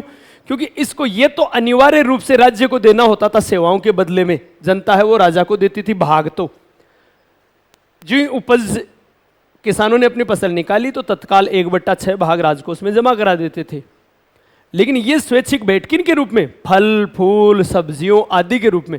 भाई सगड़ा एक सागे सब्जी ले जा मेल देसी, जब आप पूरी साल थोड़ी चाल जैसी बंकर गुण से फ्रीज हो, और अगर वो होता तो भी नहीं चलता। तो अब क्या करते वो कि आज इस गांव से कल इस गांव से, इस प्रकार से एक स्वैच्छिक भेंट की वो फल फूल सब्जियों की लेकर जाएंगे, ऐसा इस प्रकार से उसको, और किस रूप में? कि राजा को देवत्व मानते हुए राजा को भेंट करके आएंगे। तो वो एक प्रकार का धार्मिक कर दिया। तो हालांकि नाम तो स्वैच्छिक है, लेकिन लगभग इसमें विवादियता थी। आपको यह ध्यान रखना, यह स्वैच्छिक भेंट है जो फल सब्जियों के रूप में दी जाती थी, और यह एक प्रकार का धार्मिक कर था। सेम ये की ये बात गुप्त काल में भी आएगी। गुप्त काल में भी भूमि कर को क्या कहा जाएगा? भाग। और इस स्वैच्छिक भेंट को क्या कहा जाएगा? बलि। और वो एक प्रकार का धार्मिक कर होगा। तो ये बात वहां भी ध्यान रखना है आपको। ठीक है, चलो आगे चर्चा करें हम। अच्छा, ये मैंने ये कहा कि ये अशोक के अभिलेखों में केवल 2 ही करों का उल्लेख मिलता है। इन दोनों का उल्लेख कहां मिलता है? रोमनदेई अभिलेख में। केवल एकमात्र रोमनदेई अभिलेख है जिसमें कोई आर्थिक जानकारी मिलती है। इस कारण रोमनदेई अभिलेख को आर्थिक अभिलेख भी कहा जाता है। यह बात भी ध्यान रखनी है। ठीक है, अब प्रमुख कर कौन कौन से थे उनके संदर्भ में आपको देखो, पहले तो देखो एक बार आयात कर। आयात कर को कहा जाता प्रवेश्य, और निर्यात कर को कहा जाता निष्क्राम्य। निष्क्राम्य। आयात कर को प्रवेश्य और निर्यात कर को निष्क्राम्य।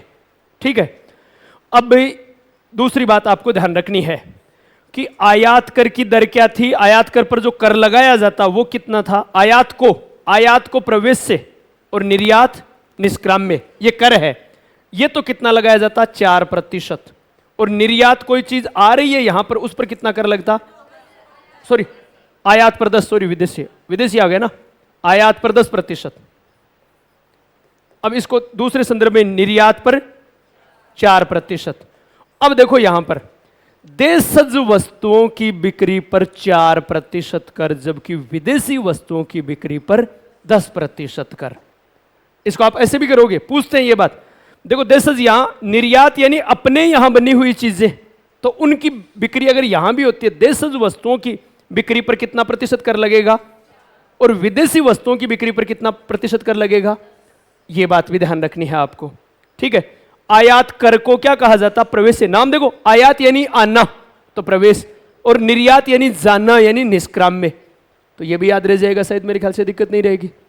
फिर देखो, राज्य द्वारा जो सिंचाई के प्रबंध किए जाते, कुएं तालाब नहरें आदि बनाए जाते, उनको कहा जाता सेतुबंध। तो सेतुबंध क्या है?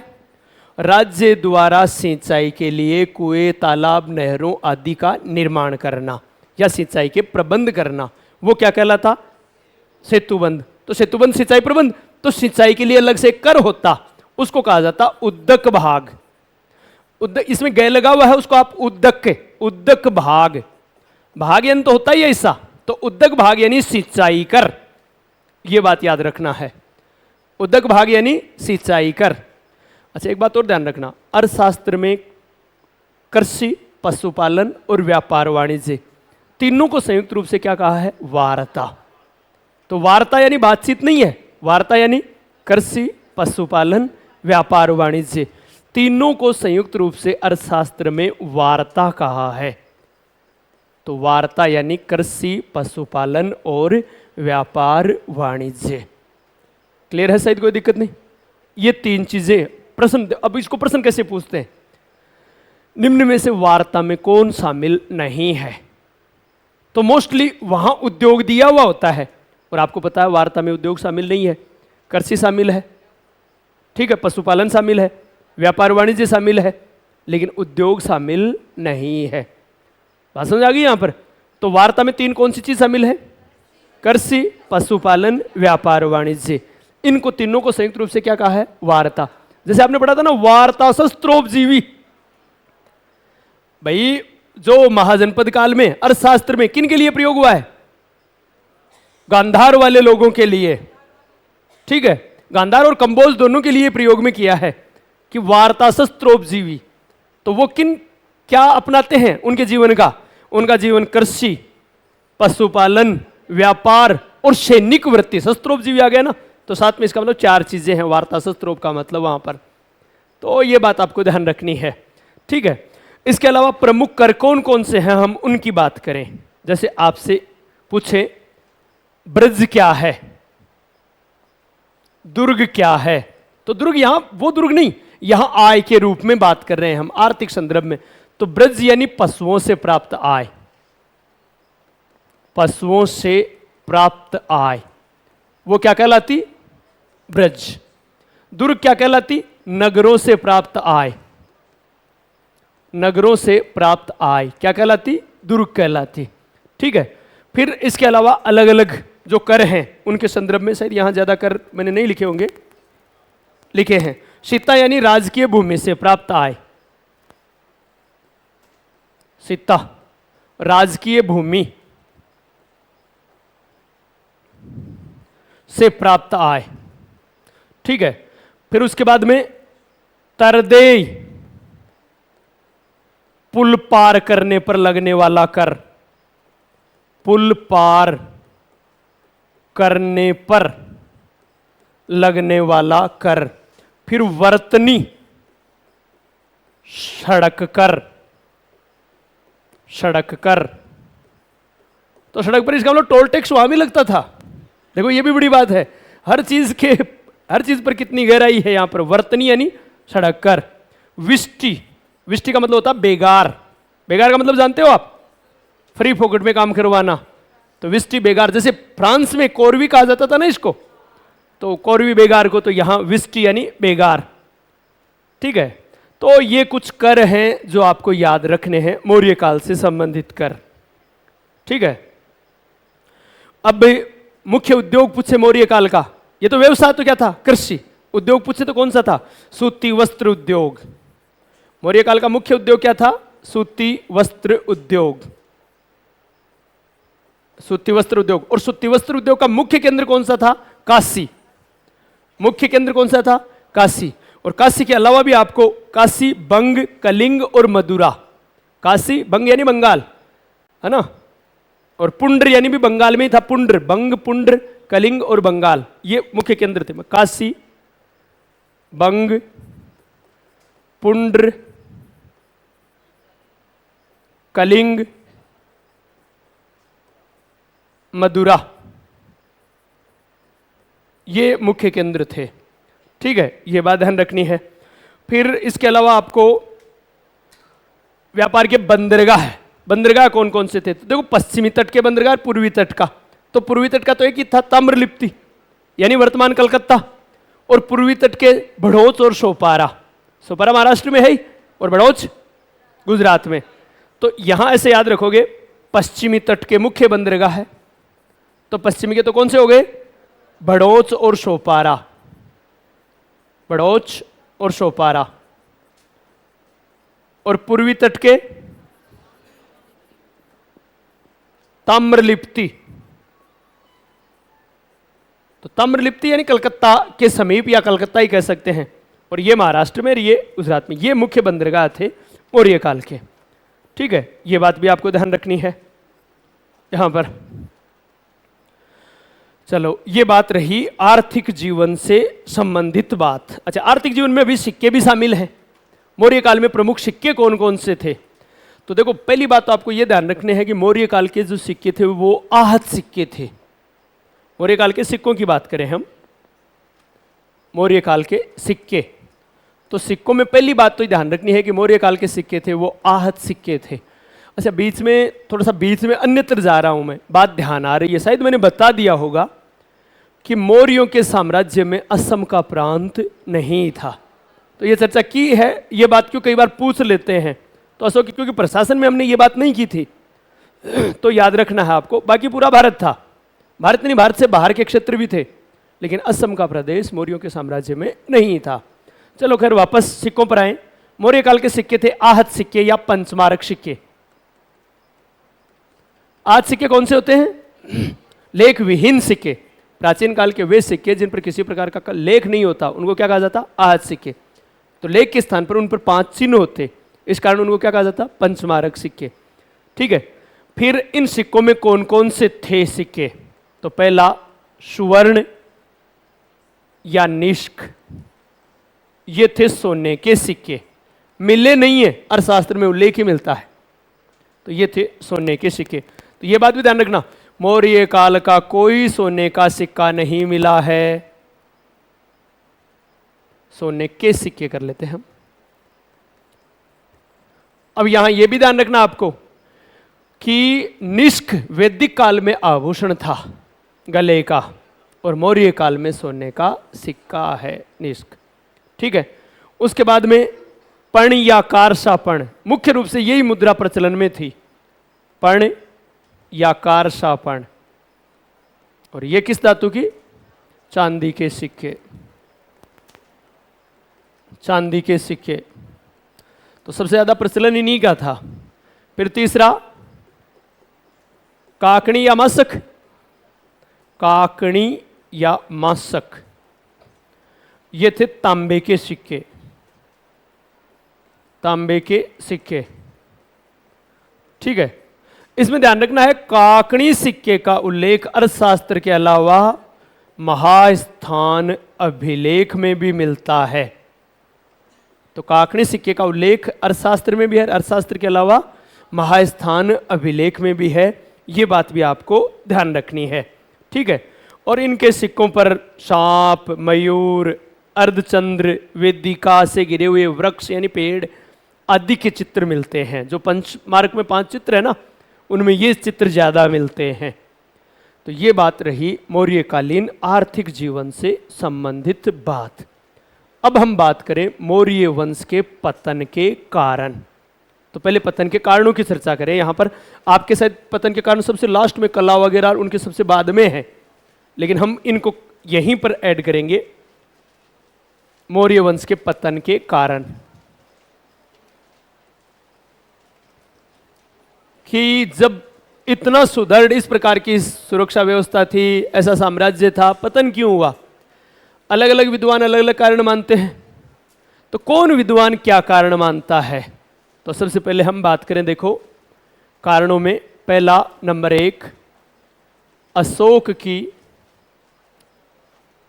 की धार्मिक या ब्राह्मण विरोधी नीति। ब्राह्मण विरोधी नीति। और ये जो अशोक की धार्मिक या ब्राह्मण विरोधी नीति मानने वाले विद्वान का नाम है हरप्रसाद शास्त्री। हरप्रसाद शास्त्री। ठीक है, फिर उसके बाद में अगला अशोक की शांतिवादी या अहिंसावादी नीति।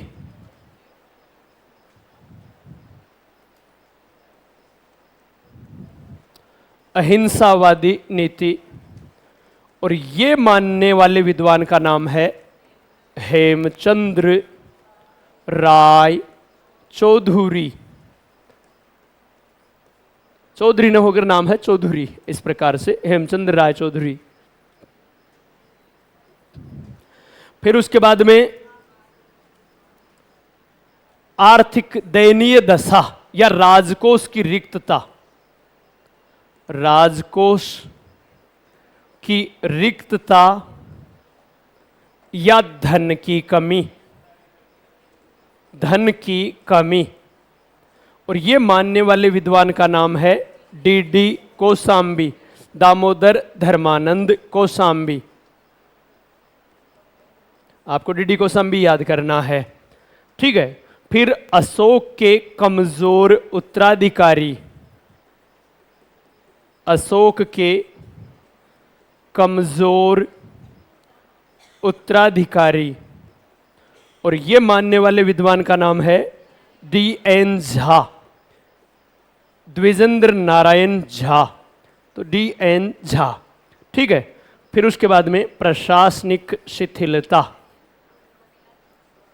प्रशासनिक शिथिलता। और प्रशासनिक शिथिलता कौन मान रहा है? रोमिला थापर। रोमिला थापर। हाँ भाई, याद हो जाएंगे? बड़ा इजी वे से याद होगा। बहुत पहले तो मैं बता देता हूं कौन क्या मान रहा है। अशोक की धार्मिक या ब्राह्मण विरोधी नीति, तो देखो इस हरप्रसाद शास्त्री क्या कह रहा है कि एक ब्राह्मण के सहयोग से इस मौर्य साम्राज्य की स्थापना हुई थी, चाणक्य कौटिल्य के सहयोग से। लेकिन फिर मौर्यों ने क्या किया, अलग, किसी ने जैन, किसी ने बौद्ध धर्म अपना लिया, तो ब्राह्मणों की उपेक्षा की। और उपेक्षा की तो फिर एक ब्राह्मण सेनापति ने अंतिम मौर्य सेनापति को मार दिया। तो इसको ब्राह्मण क्रांति की संज्ञा किसने दी है? हरप्रसाद शास्त्री ने, ठीक है। फिर ये क्या कह रहा है, अशोक की शांतिवादी या अहिंसावादी नीति कि कलिंग युद्ध के बाद उसने युद्ध नीति का सदैव के लिए परित्याग कर दिया। इससे क्या हुआ, सेना में शिथिलता आ गई। तो जब विदेशी आक्रमण हुए तो मौर्य उन आक्रमणों को संभाल नहीं सके, तो परिणामतः फिर मौर्य साम्राज्य का पतन हो गया। धीरे धीरे वो कमजोर हो गए और उस कमजोरी का फायदा पुष्यमित्र शुंग ने उठा लिया। ये मानना किसका है? हेमचंद्र राय चौधरी का, कि अगर वो निरंतर लड़ते रहते तो उनकी ताकत उस प्रकार से अभ्यास बना रहता। भाई आप पढ़ते, लगातार पढ़ते रहते तो अभ्यास बना रहता। अब 10 साल बाद में बातचीत, तो साल धन तो दूध बेचो और धंधा गिरा, फिर भी के बाद में कहो अब परीक्षा में, तो थोड़ा सा दिक्कत होगी आपको।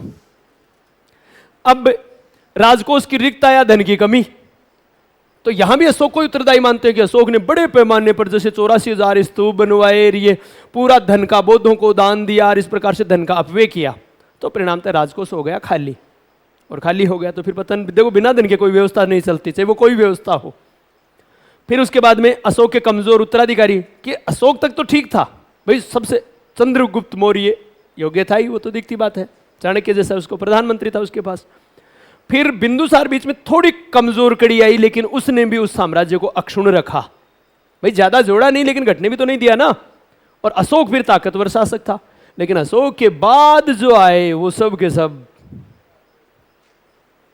हाँ मैं बावड़ी बूझ क्यों कहूंगा, लेकिन वो अयोग्य थे सब के सब, ठीक है। कहने का तात्पर्य वो सब के सब अयोग्य थे। तो ये भी एक कारण कौन मान रहा है? डी.एन. झा। फिर प्रशासनिक शिथिलता, और वो ये कौन मान रहा है? रोमिला थापर। अब इनको याद कैसे करें, किसने क्या कहा? देखो ब्राह्मण विरोधी नीति, आप कई बार आप एक बात सुना करा कि तू मन गाल काटी जा तेरे घूमड़ा उसी, ऐसा छोटे बचपन में थे तब बात सुनते। तो यहां देखो क्या कि ब्राह्मणों की उपेक्षा की इसलिए उनका बुरा हुआ, पतन हुआ, तो ऐसा तो कोई ब्राह्मणी कहेगा? तो हरप्रसाद शास्त्री जी कह रहे हैं कि ब्राह्मणों की उपेक्षा की इसलिए उनका बुरा हुआ, तो ये तो याद हो जाएगा। फिर देखो जैसे हम किसी व्यापारी की दुकान पर हैं, वहां तबेला मार्केट में व्यापारी की दुकान पर हैं, और कोई अनायास आकर ये कहे कि अरे कॉलेज में लड़ाई हो गई, तो व्यापारी के शब्द से क्या निकलेगा, मुंह से क्या शब्द निकलेगा? अरे कोई चौधरिया का टिंगर होला। भाई वो सीधा सा एक ऐसा शब्द आएगा उसके मुंह से, इसका मतलब उसका तात्पर्य यह है कि हाँ हाँ, तो यहां देखो चौधरी भाई साहब ये कह रहे हैं अगर एट टाइम टाइम पर लड़ाई भिड़ाई करता रहता तो अभ्यास बने रहते। तो ऐसी बात तो चौधरी भाई साहब ही कह सकते हैं, बाकी कौन कहेगा। तो चौधरी के अनुसार अशोक की शांतिवादी नीति, इससे क्या हुआ, सेना शिथिल हो गई।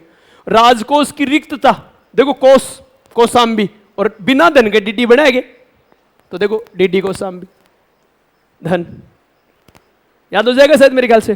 फिर अशोक के कमजोर उत्तराधिकारी, आने वाली पीढ़ियां कमजोर हुई और उनके लिए वह कौन होता है, डीएनए, डीएनए कमजोर और डीएन झा, सीधी सी बात है यहां पर।